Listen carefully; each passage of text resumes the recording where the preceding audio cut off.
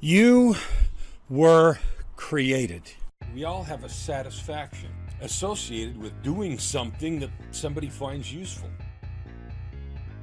You know, a lot in the self-improvement process and the working on ourselves and stuff like that, we have this interesting, it's almost a contradiction. Working on ourselves and growing is a natural and beautiful and good thing. When you plant a seed of, it doesn't matter, peas, corn, grass, whatever, and it grows. And first it starts as an immature plant, and then it grows into a larger plant, and that growth is part of the process, right? And we don't refer to a corn plant as flawed because it doesn't have a full ear of corn in it yet. We wouldn't think of such a thing. It's ridiculous, right? And yet we look at ourselves and we get angry or frustrated or unhappy because we're not all the way developed or finished in some point yet. And I want to talk about this phrase, you were created, because regardless of your spiritual persuasion, we are created by something. We are created by a supreme being, a master architect, God. We were created by God. So if you just think about the idea, you were created. Let's go back to the self-help dichotomy. And by dichotomy, I mean when you're the self-help or self-improvement and kind of thing, you start from the place of I suck, therefore I must improve, which is like saying to the ear of corn or the stalk of corn, you suck because you're not yet a full ear of corn. Or you say, I am perfect where I am right now, and I'm excited about the growth process in front of me. Wow, what a different language that is. I'm excited.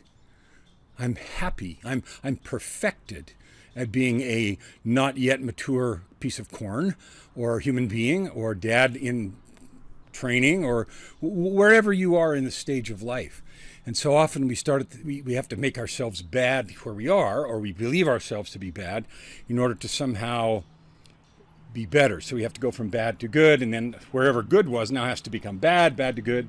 And that's absurd. You're always in the process of becoming. So let's just start with that as a fundamental outlay. Now and that's the approach of all of it.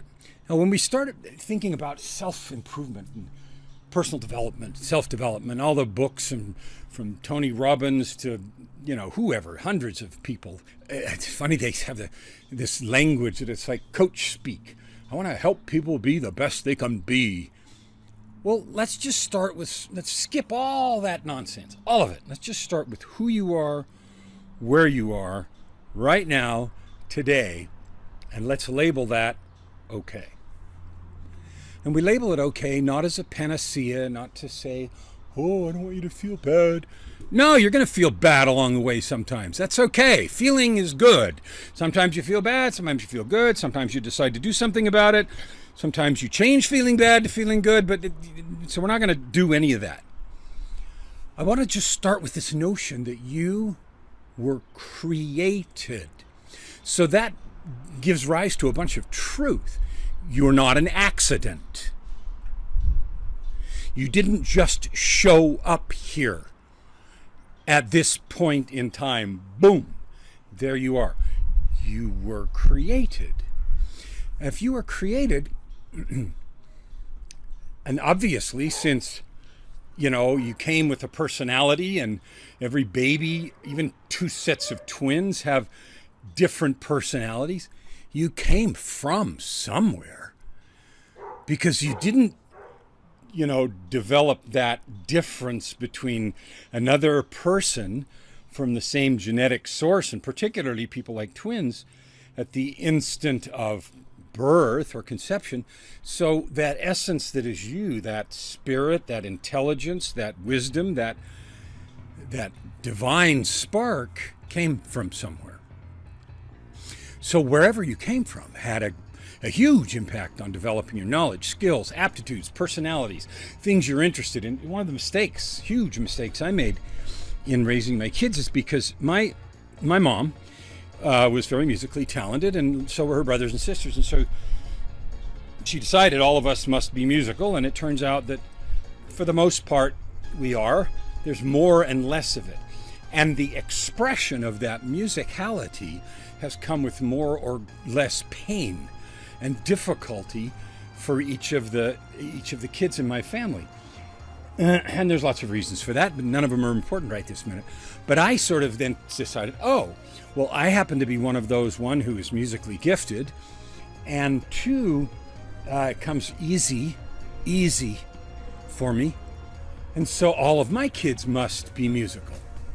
And so I did the same thing. All are going to take this lessons and that lessons, and everybody's going to play a different instrument. We're going to have a band. And, and I didn't ever stop to think, and it sounds so silly in retrospect, I was not honoring at all this huge background of what they came with and where they came from and with. And maybe they weren't musical at all, or they were, but it was at great cost and struggle, and it just wasn't what they wanted to do right now. And that became evident as some of the kids grew up, and I tried to get them to take music, and they want to, and so you have to do this.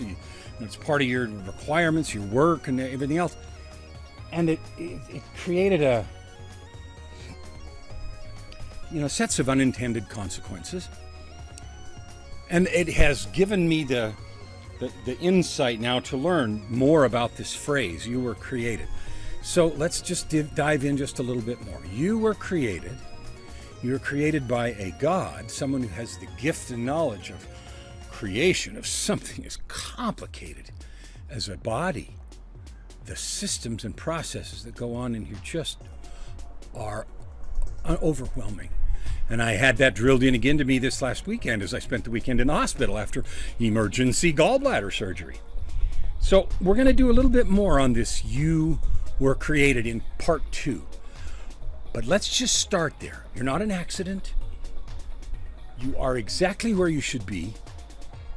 And you were created by a supreme entity, a God, with knowledge of processes and skills that even with the very best of our genetics and our medicine and our science and everything else, we can't even pretend.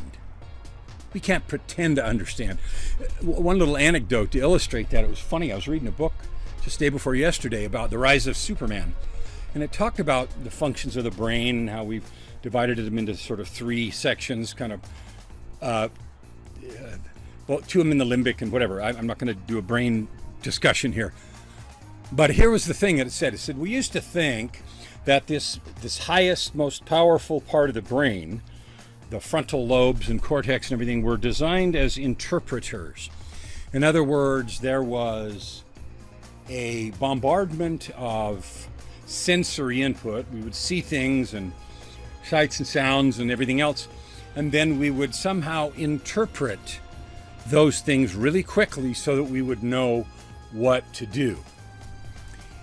And if you look at that model, that means that we're constantly behind, because whatever is, and whatever milliseconds, even microseconds it takes for the input, recognition, deciding what it all means, all of that is time. Huge amounts of time. In the recording studio, we call that latency, the latency delay of processing.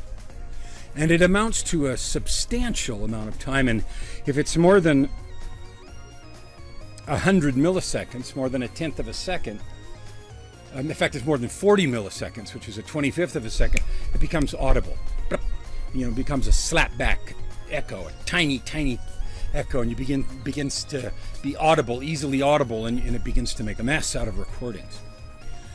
So on part 2, I'm going to tell you what we now discovered, right? Like it wasn't always already there, and now it exists because we finally discovered it, right? Okay, cool. So that's the end of this. But part 1, you were created. See you later. Thank you for watching the videos. Take this opportunity, leave a comment, subscribe most of all, and don't forget to spread the word about this channel.